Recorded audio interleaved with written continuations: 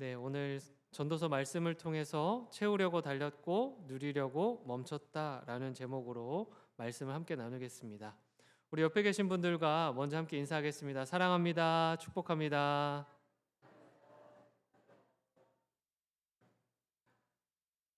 네, 한 번 더 인사할 때는 이렇게 하겠습니다. 한 주간 고생 많으셨습니다.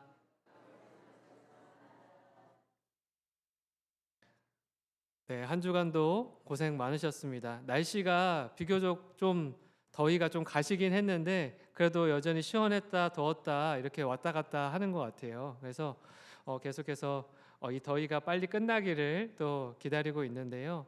또 이 더위가 지나고 또 시원한 바람을 우리에게 주실 하나님의 그 바람을 또 기대하며 나아갈 수 있었으면 좋겠습니다. 성도 여러분, 한 주간 정말 삶 가운데에 정말 많은 수고와 고생하셨습니다. 한 주간을 보내면서 소진되었던 우리들의 마음에 또 육체에 어려움이 있다면 오늘 이 시간 하나님의 말씀을 통해 회복되고 채워지게 되는 귀한 시간이 되길 소망합니다. 이제 19세기 말에 한 서구의 탐험가가 이제 아마존 밀림을 탐험할 때의 일이었습니다. 이제 탐험가는요, 짐을 운반하고 그 아마존을 탐험하기 위해서 현지에 있는 원주민들을 고용해서 그 짐을 운반해주는 역할을 이제 맡기게 되었습니다.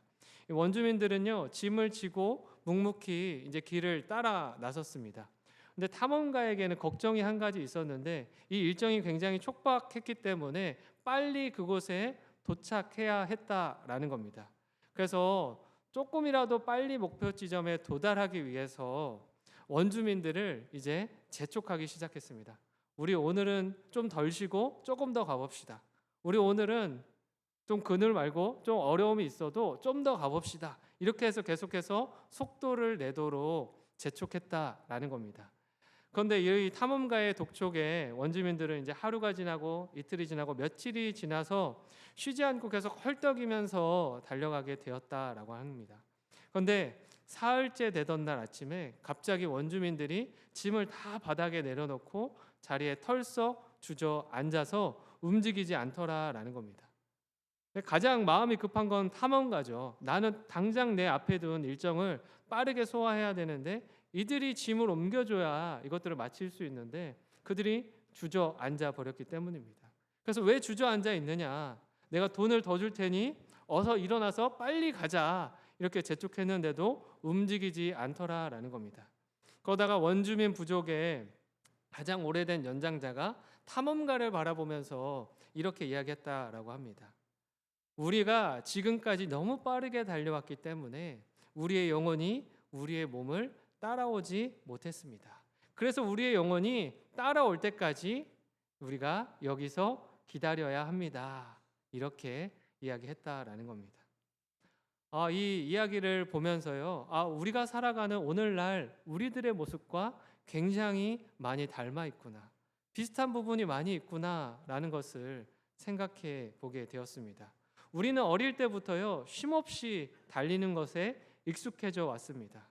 남들보다 앞서기 위해서 달렸고요. 또 좋은 직장에 들어가기 위해서, 좋은 대학에 들어가기 위해서 열심히 앞만 보고 달렸다라는 겁니다. 또 가정이 생기고 나서는요, 가정을 지키기 위해서, 가정에 더 풍요로운 것들을 가져다 주기 위해서 그렇게 밤낮 없이 달려왔다라는 겁니다.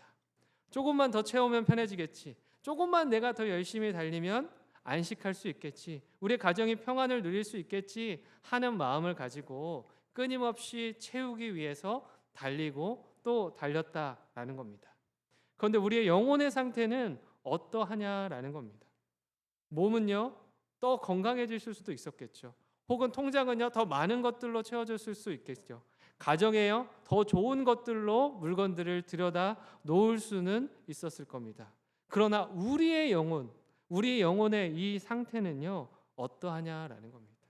우리의 영혼은 원주민들이 얘기했던 것처럼 너무 급히 달려오느라 영혼은 저 뒤에 내팽개쳐져 있지 않냐라는 겁니다. 우리는 채우기의 열심으로 달리지만 진정한 안식을 누리는 것은요, 하나님 앞에 멈추어 섰을 때 비로소 시작된다는 것을 기억해야 합니다. 오늘 본문인 전도서 5장 10절의 말씀은요, 늘 무언가를 채우기 위해 달리는 이 인간의 본성에 대해서 이렇게 이야기하고 있습니다. 10절 말씀을 함께 읽어보겠습니다. 시작.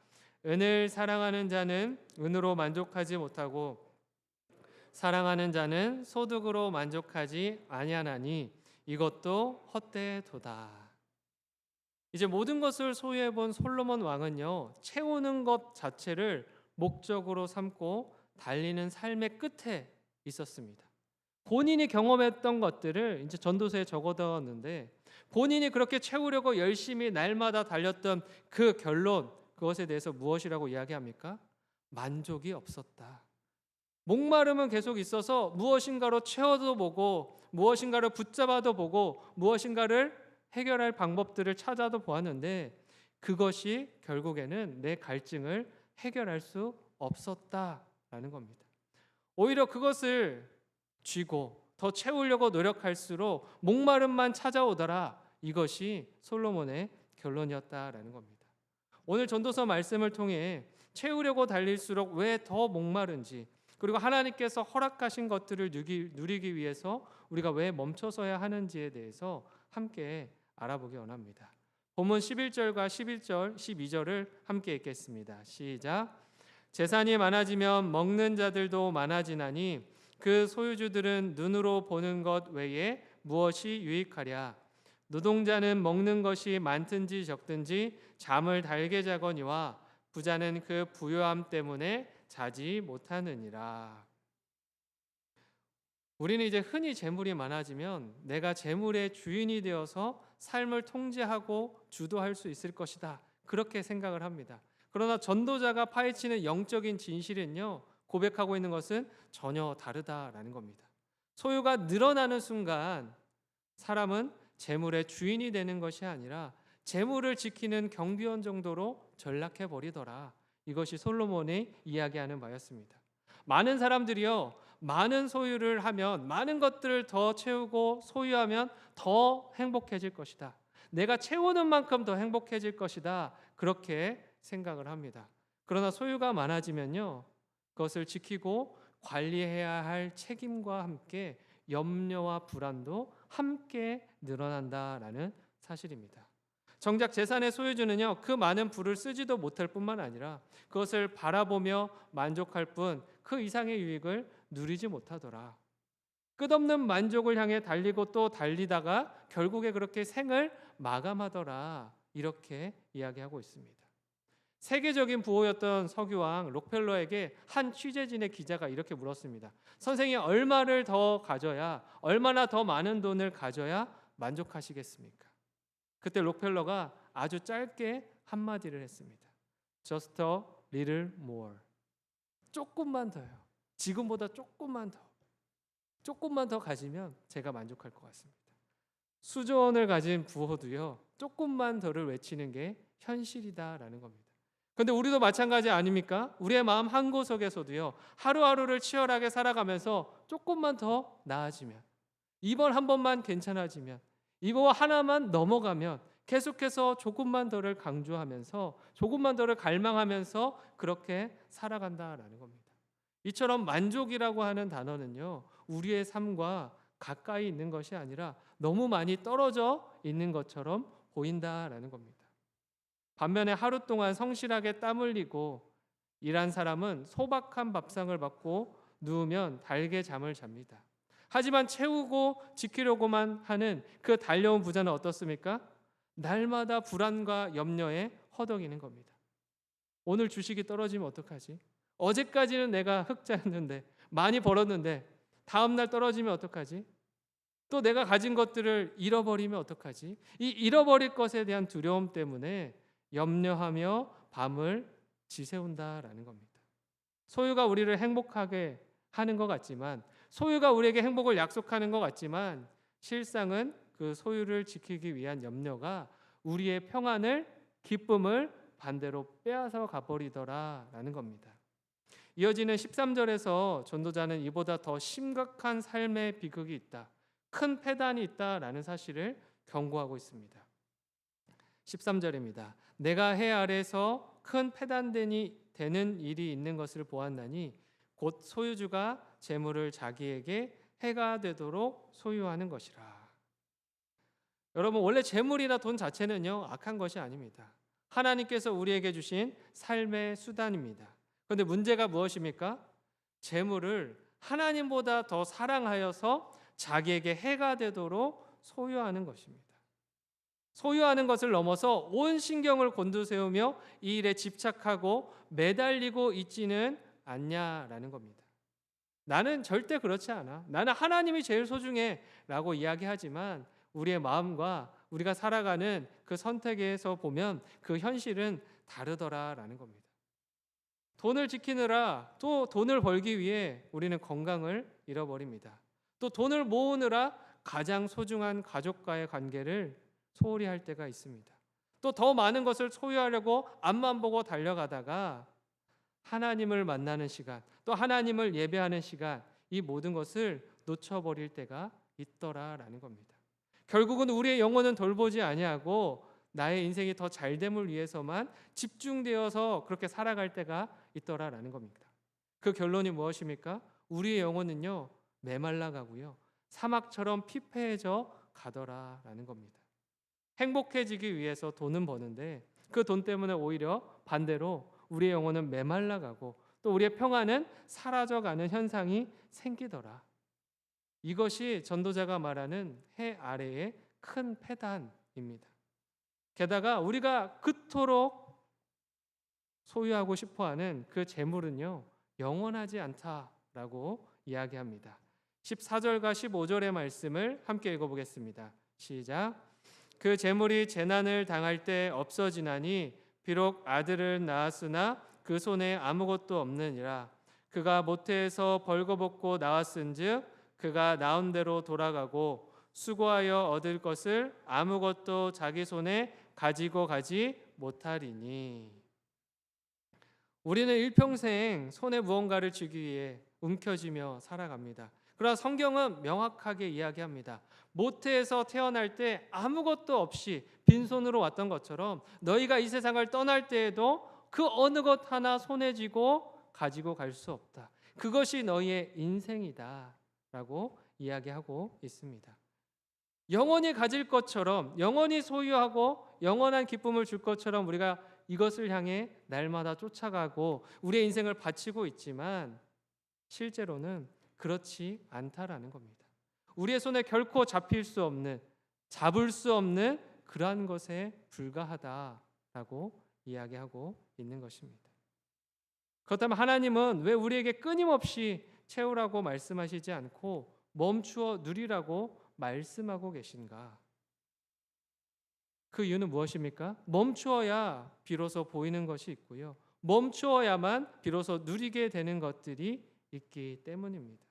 무작정 앞만 보고 달릴 때는요, 주변에 무엇이 있는지, 내가 어디를 지나왔는지도 잘 모를 때가 많습니다. 그러나 천천히 그 자리를 지나가 보면, 다시금 돌아보면 그때서야 보이고 그때서야 비로소 느껴지는 것들이, 깨닫게 되는 것들이 있기 때문이다라는 겁니다. 솔로몬은요, 지금 우리에게 돈 벌지 마라, 다 부질없다 하는 허무주의에 대해서 이야기하는 것이 아닙니다. 우리가 살아가는 세상은요, 돈이 필요합니다. 아이들을 양육해야 되고요, 또 월세도 내야 되고요, 대출 이자도 내야 합니다. 또 먹고 살기 위해서는 돈이 필요합니다. 하나님은 우리의 일상의 필요를 누구보다 잘 알고 계시고요, 그것을 채우고 계신다라는 겁니다. 그렇다 하나님께서 이 본문을 통해서 우리에게 질문하시는 것은 무엇입니까? 그것에 너의 시선이 소유에 가 있느냐, 아니면 그것을 주신 하나님과의 관계에 가 있느냐, 이것을 우리에게 묻고자 하신다라는 겁니다. 많은 이들이 소유의 양이 행복을 결정한다고 믿습니다. 내가 10을 가졌을 때보다 100을 가지면 10배 행복해지고 1000을 가지면 100배는 더 행복한 삶을 살 거다, 그렇게 생각합니다. 하지만 그렇지 않다라는 겁니다. 우리가 소유에 집착하는 순간 우리는 그것의 주인이 되는 것이 아니라 그것의 노예가 되고 그것에 끌려갈 수밖에 없는 인생이 될 것이다 라고 말씀하고 있는 것입니다. 그러나 시선을 바꾸어서 모든 소유의 주인이 하나님이심을 인정할 때에, 인정하는 그 순간에 우리의 삶에는 놀라운 변화가 생겨난다라는 겁니다. 내가 지금 가지고 있는 건강, 또 내 일터, 사랑하는 내 가족, 내 작은 또 적은 통장 잔고까지도 내 힘으로 쟁취한 것이 아니라 하나님이 잠시 나에게 맡겨주신 것이구나. 이 고백이 터져 나올 때에 우리는요, 소유를 향한 탐욕의 사슬을 끊어낼 수 있게 되고 하나님이 주신 것들을 더 올바르게 누리는 은혜의 자리로 들어갈 수 있게 된다라는 겁니다. 세상의 기준대로 남과 비교하면서 더 많은 것을 쌓기 위해 아둥바둥거리는 것이 아니라 하나님께서 오늘 나에게 주신 그 몫에 감사함을 느낄 수 있고 또 오늘 주신 그 하루의 기쁨을 누릴 수 있다라는 겁니다. 하나님이 우리에게 원하시는 삶의 모습은요, 바로 이와 같습니다. 오늘 우리에게 내어주시는 나의 목, 오늘 나에게 허락하신 그 하루의 삶, 그 모든 시간과 모든 상황과 모든 환경을요, 기쁨으로 받아 누릴 수 있는 그러한 존재가 되기를 바라시는 것입니다.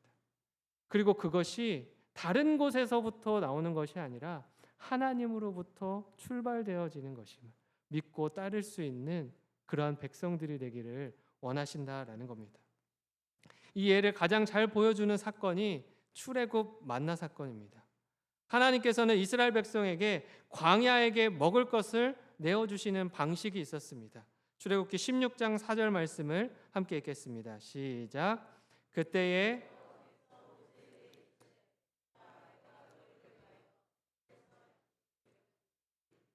백성이 나가서 일용할 것을 날마다 거둘 것이라.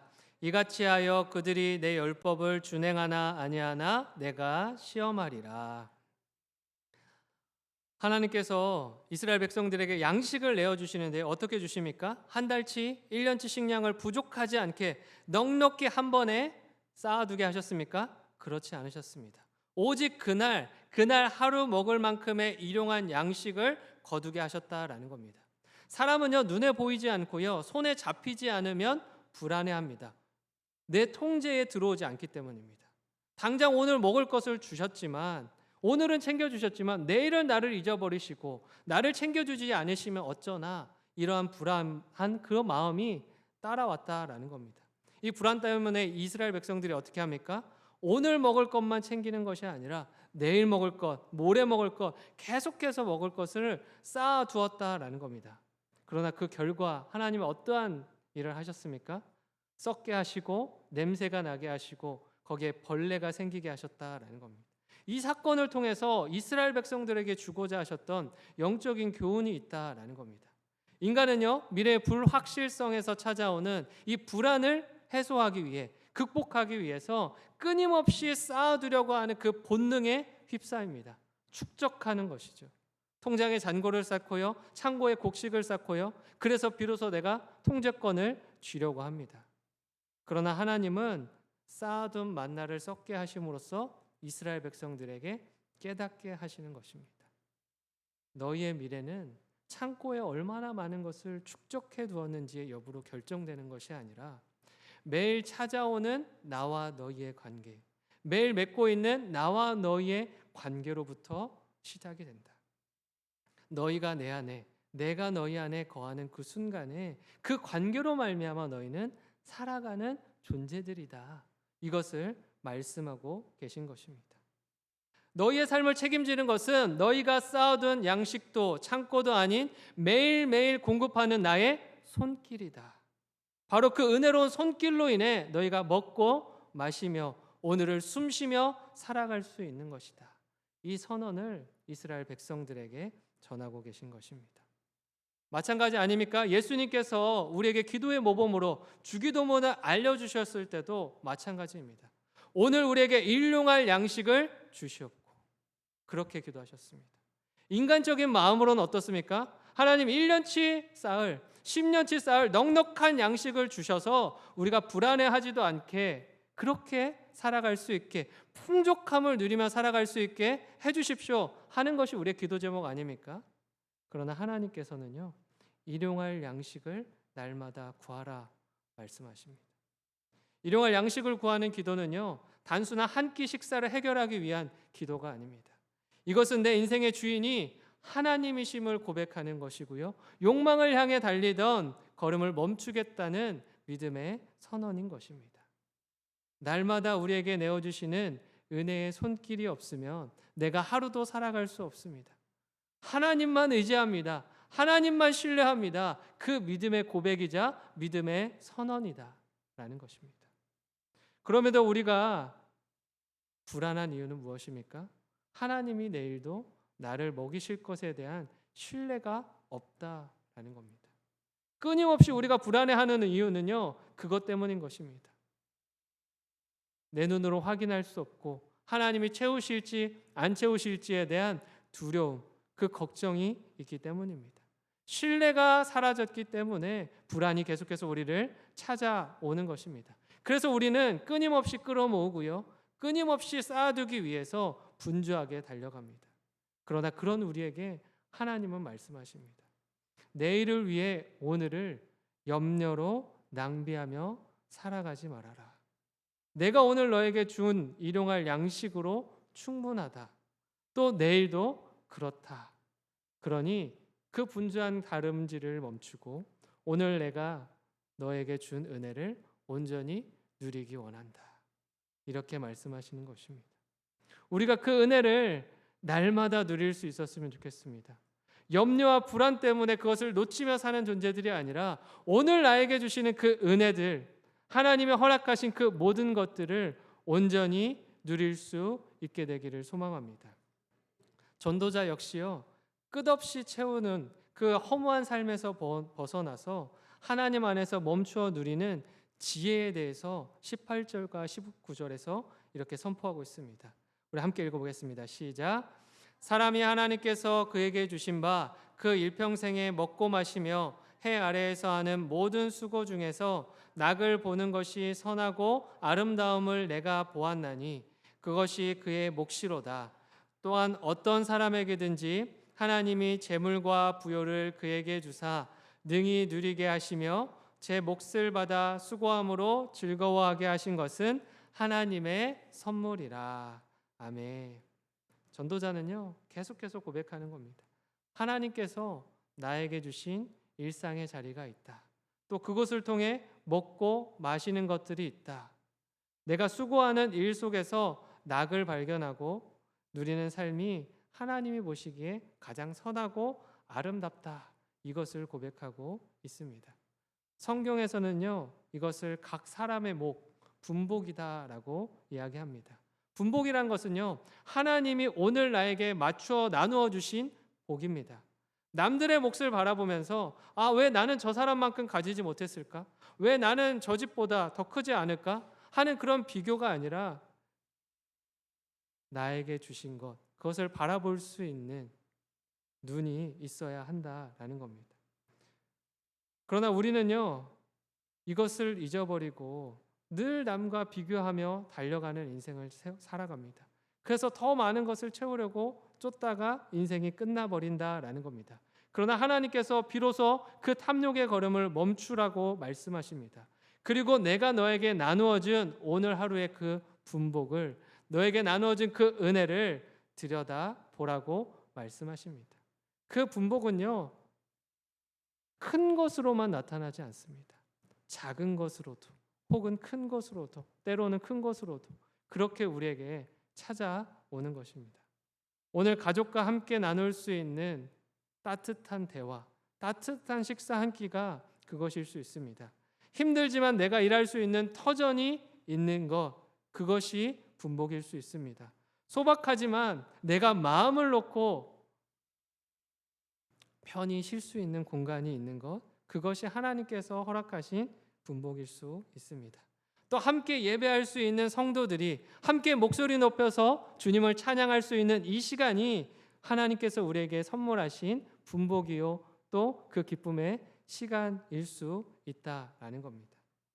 19절은요, 분명히 말합니다. 하나님이 어떤 사람에게 재물과 부요를 주셨다 할지라도 능히 누리게 하시는 은혜가 없으면 그 재물은 그 사람에게 축복이 아니라 근심과 괴로움이 된다.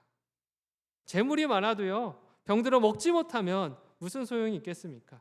집에 좋은 가구로 채워놔도 가족 간의 사랑이 없고 다툼만 있다면 그 집이 무슨 천국과 같겠습니까? 그러므로 하나님께서 우리에게 주신 진짜 선물과 은혜는 무엇이냐면 재물 자체가 복이 아니라 하나님이 주신 환경 속에서 감사하며 능히 누릴 수 있는 그 마음이 진짜 하나님의 선물인 줄 믿습니다. 이것이 하나님께서 우리에게 맛보여 주시고 영원토록 누리기 원하는 진짜 축복입니다. 이 선물을 받은 사람의 모습이 어떠한지 아십니까? 20절에 나옵니다. 그는 자기의 생명의 날을 깊이 생각하지 아니하리니 이는 하나님이 그의 마음에 기뻐하는 것으로 응답하심이니라. 자기 생명의 날을 깊이 생각하지 않는다라는 건요, 지나간 과거에 대한 후회나 아직 오지 않은 미래에 대한 그 불안과 염려에 매여서 오늘을 낭비하지 않는다, 그런 의미입니다. 하나님이 주신 기쁨과 감사가 그 마음을 가득 채우고 있어서 하루하루 주어진 날들을 감사함으로 담대하게 살아가는 것입니다. 여러분, 미래의 염려 때문에 오늘을 불안으로 채우며 살아가지 않게 되기를 바랍니다. 하나님께서 오늘은 매일의 삶을 기쁨으로, 또 하나님이 주시는 그 은혜로 살아가는 주님의 자녀들이 되기를 원하시기 때문입니다. 오늘 나에게 주신 일용할 양식에 감사하고 오늘 만나는 가족과 성도들을 사랑하며 오늘 나에게 맡겨진 일을 기쁨으로 해나가는 것이 하나님이 원하시는 멈춤과 누림의 삶입니다. 사랑하는 성도 여러분, 인간이 왜 아무리 채워도 만족하지 못하고 계속 달리게 되는 줄 아십니까?